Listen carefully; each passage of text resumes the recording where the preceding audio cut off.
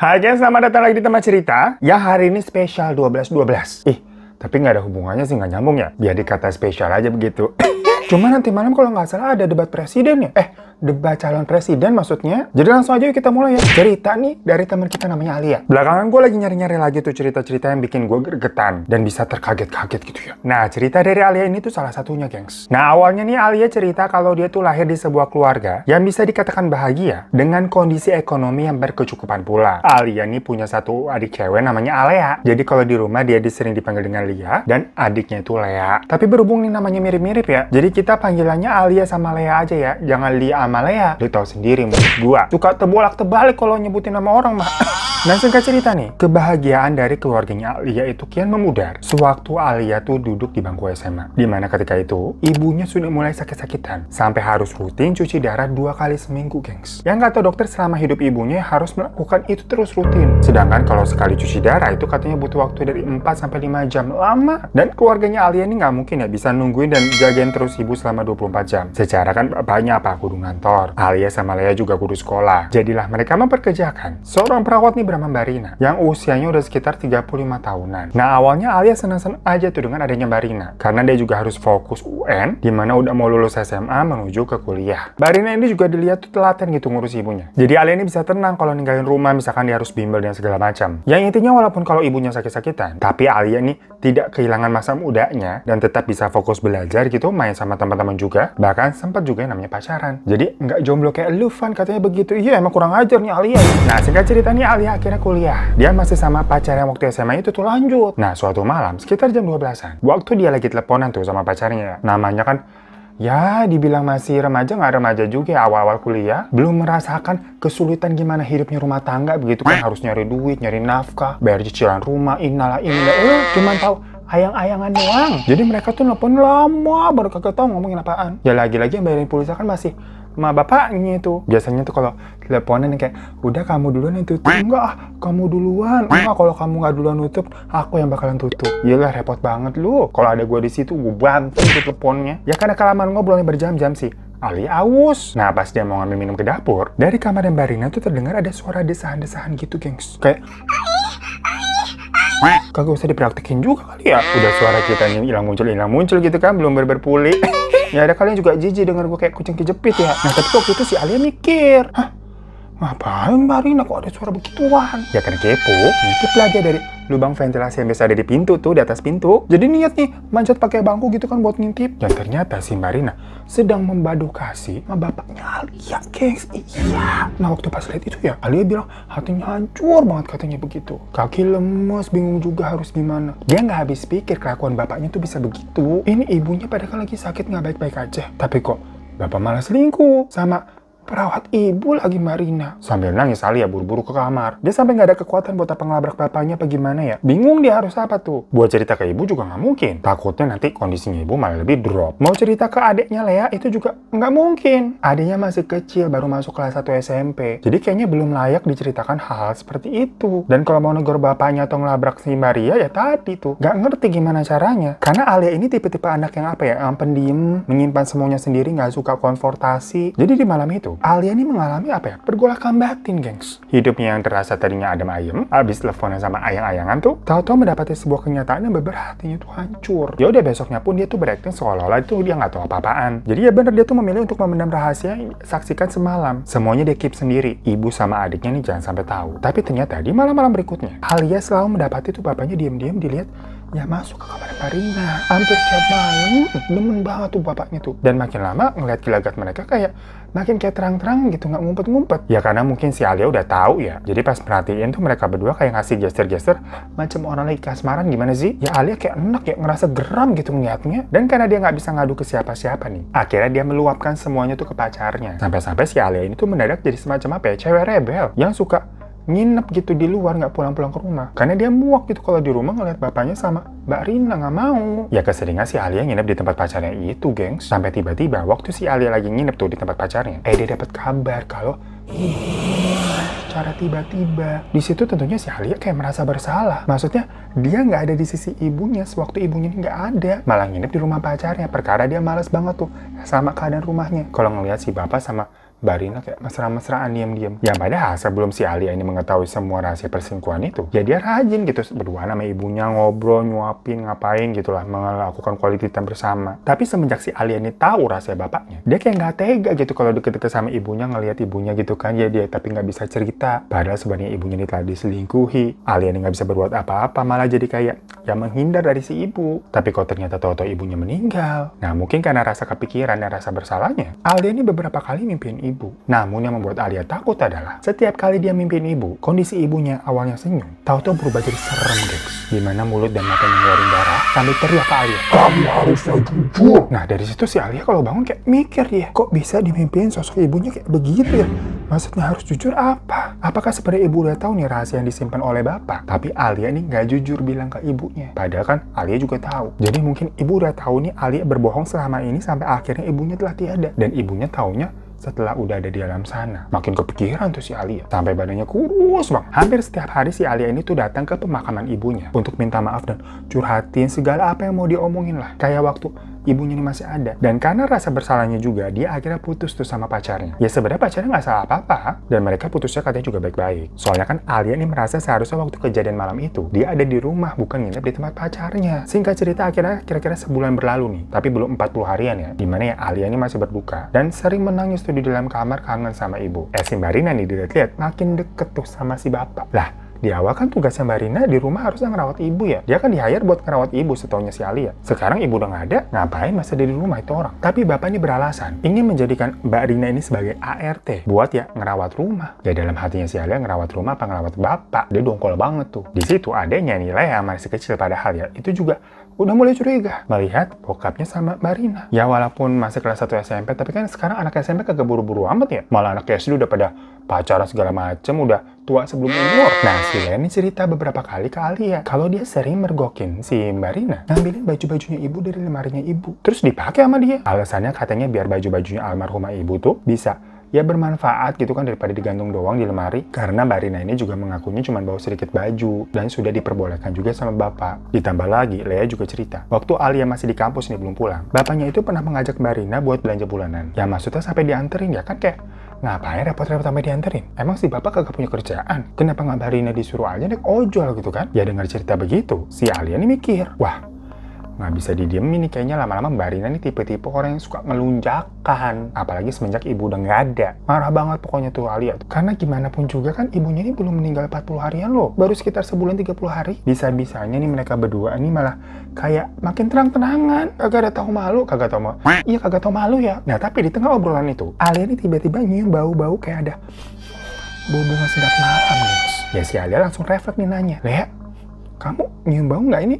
Bau bunga sedap malam. Masalahnya itu adalah bunga kesukaan almarhumah ibu yang semasa hidupnya pasti selalu ada tuh di rumah, entah di kamar atau di ruang tamu supaya rumahnya wangi. Namun semenjak ibu udah nggak ada, ini kan udah sebulan, nggak pernah ada lagi naruh bunga sedap malam di rumah. Di situ Alia sama Lea merinding tuh. Kok bisa-bisaan tahu-tahu ada wangi kayak begini nih? Tapi ketakutan tersebut sebenarnya ketutup ya sama kesebelan mereka berdua nih tentang tadi ngomongin Mbak Rina. Tapi kalau kita udah cerita-cerita ada nyium wangi-wangian, jadi inget apa? Holy Grails nggak sih?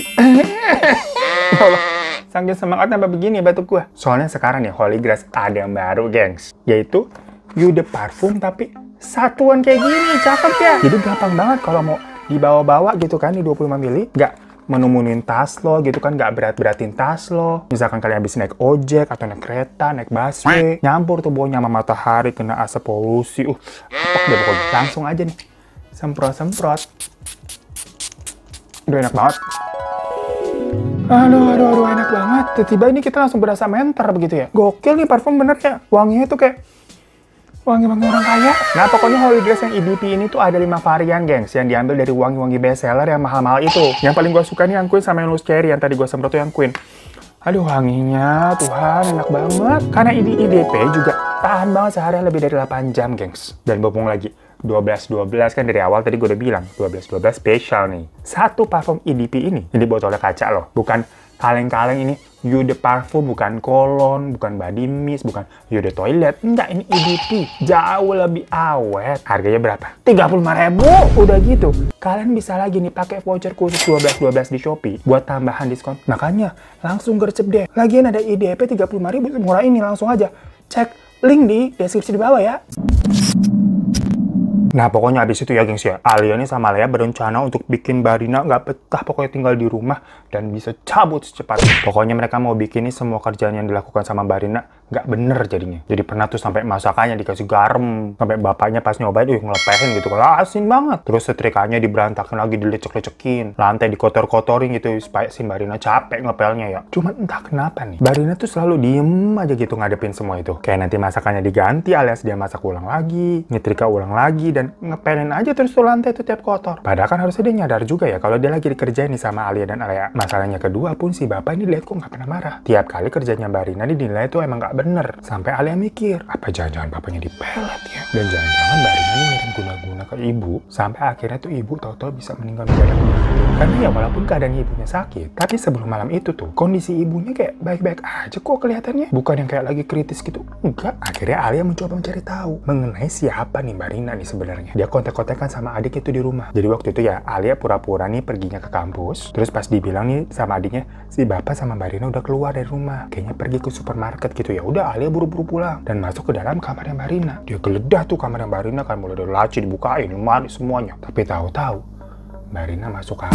Jadi tahu-tahu pulang lagi tuh bapak sama Barinanya, nggak ngerti kenapa. Ya kepergok itu si Alia. Ditanya kan kamu ngapain? Alia gelagapan nggak tahu dia mau jawab apa ya, nggak tahu. Tahu-tahu Barina pulang dan mungkin karena terdesak akhirnya si Alia bilang kalau dia tahu perselingkuhan antara Barina sama bapak. Dan Alia juga langsung nuduh Barina nih menggunakan pelet ke bapak, terus guna-gunain ibu sama meninggal. Dengar begitu Barina marah dan langsung mengusir Alia keluar dari kamarnya. Ya Alia kesulut dong, kayak lo kok berani-beraninya aku diusir? Ini kan rumahku. Yang seharusnya pergi kan ya Mbak Rina ya, ada gila-gilanya. Dengar ribut-ribut begitu bapaknya masuk. Alia ini kan sebenarnya tipe-tipe orang yang gak suka marah ya, dia gak suka konfrontasi, sampai nangis gengs. Dia juga langsung bilang ke bapaknya kalau bapak nih gak punya hati, udah selingkuh sama Mbak Rina di tengah ibunya sakit sampai ibunya meninggal. Bapak tuh pengkhianat lalalala gitu ya. Sama bapaknya si Alia ditampar gengs. Itu untuk pertama kalinya di hidupnya Alia, dia ditampar sama bapaknya. Bapaknya tuh gak pernah main tangan. Jadinya Alia kaget, dia kesel langsung lari masuk ke kamar ngunci pintu. Rasa dendamnya nih ke Mbak Rina dan bapaknya kayak memuncak banget di situ. Sampai-sampai si Alia nih kayak teriak-teriak gitu kan di dalam bantal biar kayak suaranya keredam. Karena nangis-nangis terusan seharian dia mungkin kecapean, akhirnya Alia ketiduran. Bangun-bangun matanya udah kayak bengkak gitu, sakit ya. Dia keingetan tadi tuh sebelum tidur dia habis berantem kan, dan rasa benci ke bapak dan Mbak Rina muncul lagi tuh jadinya. Alia merasa kayak rumahnya itu sudah tidak membuatnya nyaman lagi. Jadi malam itu juga dia kepikiran untuk pergi dari rumah. Tapi kan dia nggak tahu ya mau kemana, tujuannya kemana. Jadi dia kepikiran untuk menghubungi mantan pacarnya buat ya numpang nginep. Karena kan sebelumnya mereka putus baik-baik. Walaupun habis putus ya Alia yang memutus kontak dengan mantan pacarnya itu. Tapi dia yakin mantannya pasti ngizinin lah buat dia nginep. Ditelepon kan sama si Alia, nggak diangkat. Ya mungkin karena udah malam udah tidur. Soalnya dilihat memang sudah jam setengah 12 malam. Walaupun pas mereka masih pacaran sebenarnya kan masih suka telepon-telepon atau itu berjam-jam sampai malam. Tapi ya udahlah si Alia mikir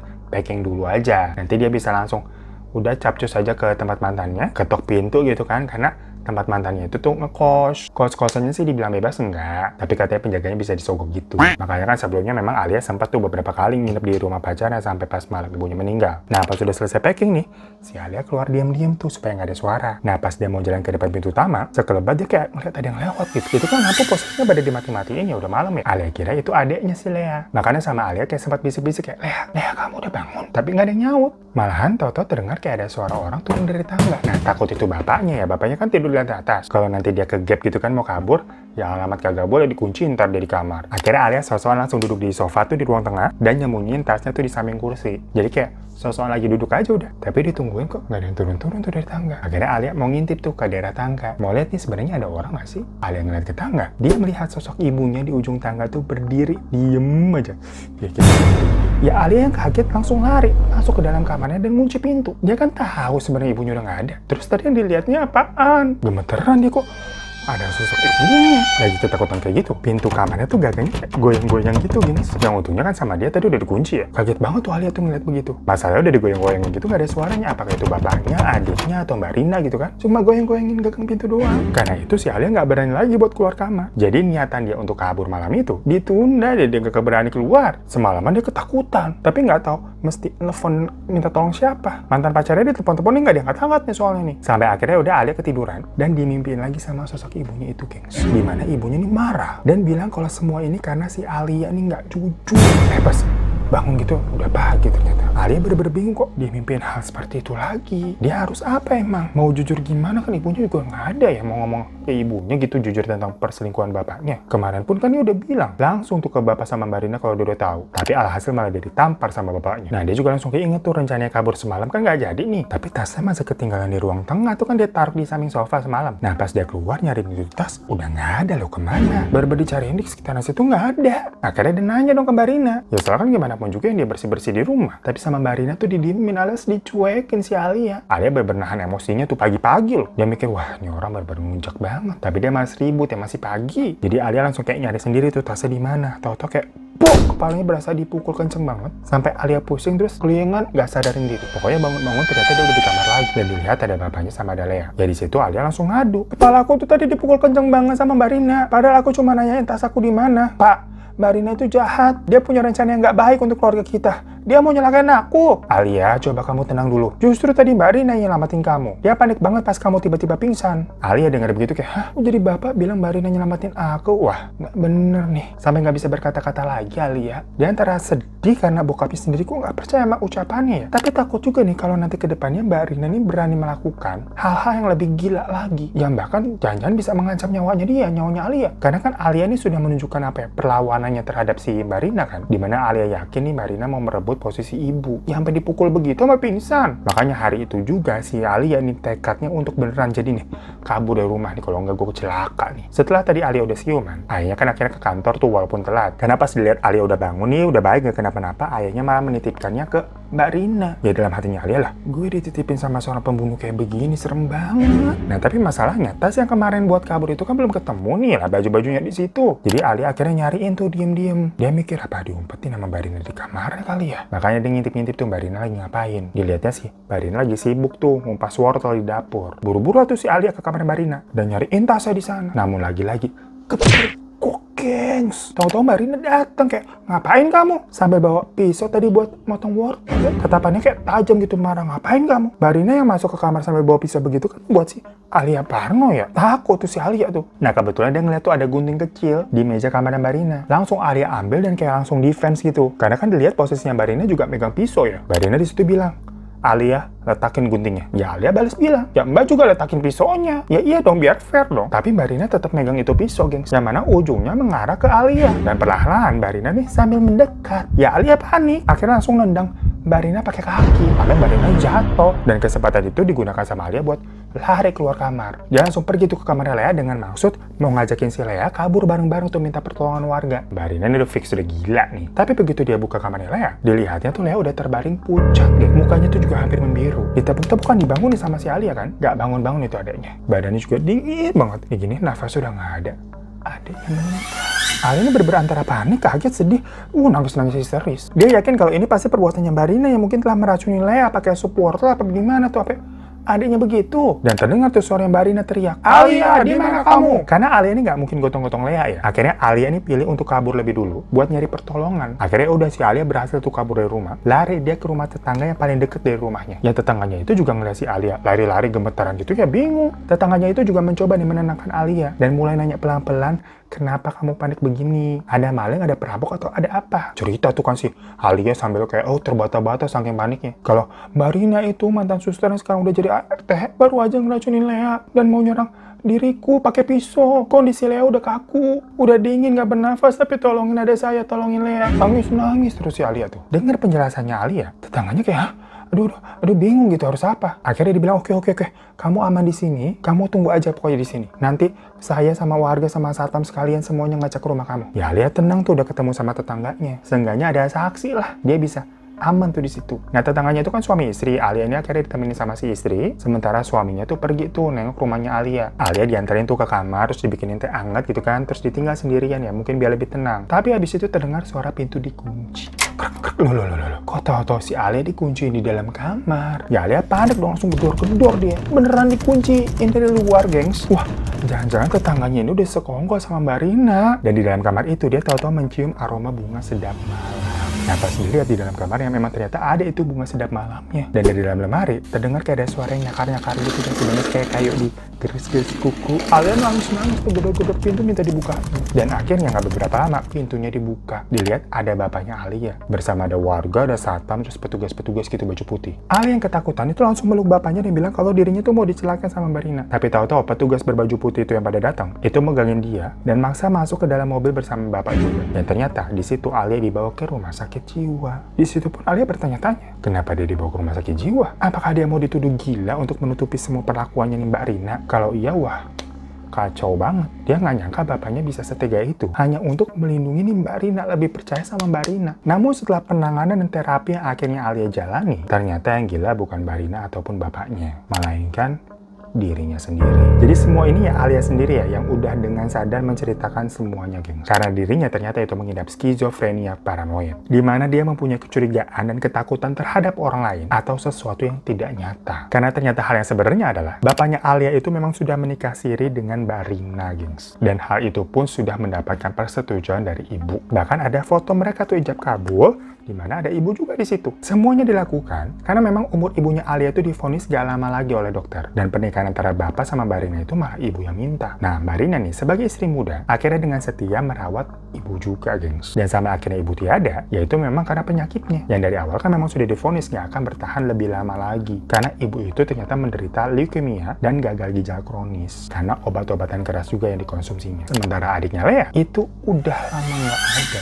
Alias Lea sudah meninggal karena penyakit leukemia memang keturunan dari ibu. Jadi ternyata Alia ini tuh berhalusinasi mengenai adiknya dan mengira kalau Mbak Rina ini jahat. Karena tadi tuh mental health yang memang dideritanya. Sewaktu Lea sudah meninggal dulu, Alia ini juga sering tuh berhalusinasi, menjadikan seolah-olah tuh Lea masih ada, ngomong sendiri di rumah. Dan bapaknya tahu akan hal itu. Namun menurut bapaknya, hal itu bukanlah sesuatu yang berbahaya dan hanya dianggap sebagai apa ya, kerinduan aja terhadap adiknya. Namun semenjak ibunya sakit dan akhirnya bapaknya menikah siri, Alia ini menunjukkan tanda-tanda yang mengkhawatirkan. Sampai terakhir bapaknya ini mendengar Alia menuduh Mbak Rina yang enggak, barulah bapaknya berkonsultasi dengan psikiater yang merujuk Alia untuk melakukan pengobatan. Karena yang bapaknya tahu kalau Mbak Rina nih sebagai istri keduanya itu nggak pernah berbuat jahat sama sekali. Kejadian waktu Alia merasa kepalanya dipukul sebenarnya nggak pernah ada yang mukul. Itu memang si Alia tiba-tiba pingsan karena mungkin banyak kepikiran di dalam kepalanya terus-menerus tuh mencurigai Mbak Rina, parno segala macem atas kematian ibunya lah. Terus dia pingsan. Dan semua keparanoidannya itu bisa muncul karena di malam ibunya meninggal, Alia nggak ada di situ. Jadi dia mencurigai Mbak Rina. So itu guys tadi cerita dari Alia yang gue bahkan sempat sampai balas-balasan email ke beliau ya untuk memastikan nih apakah benar-benar boleh di-up ceritanya. Karena kan gimana pun juga ini berarti masalah dari mental health yang Mbak Alia alami ya. Tapi Alia ini malah bilang kalau ceritanya ini tuh untuk alarm bagi teman-teman semua agar tidak menyepelekan yang namanya mental health. Soalnya kalau tidak ditangani dengan tepat, mungkin bisa-bisa waktu itu Alia malah mencelakai Mbak Rina ataupun mencelakai dirinya sendiri. Sampai detik ini pun Alia bilang kalau dia masih mengkonsumsi obat tiap hari dan nggak boleh putus. Karena kalau dia mulai bandel nih nggak rutin mengkonsumsi obatnya, kegelisahannya itu bisa muncul tiba-tiba lagi. Nah, kebetulan Alia tuh memang menonton teman cerita yang kemarin tentang 4 perempuan. Dan dia merasa ingin menceritakan pengalaman dari POV kehidupannya. Karena tadi, kalau misalkan mental health itu tidak ditangani dengan serius dan concern akan diri sendiri misalkan memang punya mental health, bukan nggak mungkin kalau Alia ini bisa berakhir kayak cerita yang 4 perempuan itu, yang sebenarnya kan kalau yang itu nggak happy ending ya. Ya makanya terima kasih banyak ya Alia ya. Semoga happy-happy terus, pokoknya sehat-sehat terus ya. Dan buat kalian semua juga happy-happy, jangan stres-stres. Makanya kita rajin-rajin ngumpul di sini, sama-sama mendengarkan teman cerita dari teman-teman di Indonesia semua ya. Dan buat yang mau kirim-kirim email, langsung aja kirim ke di bawah ini. Sampai jumpa di teman cerita selanjutnya. Assalamualaikum.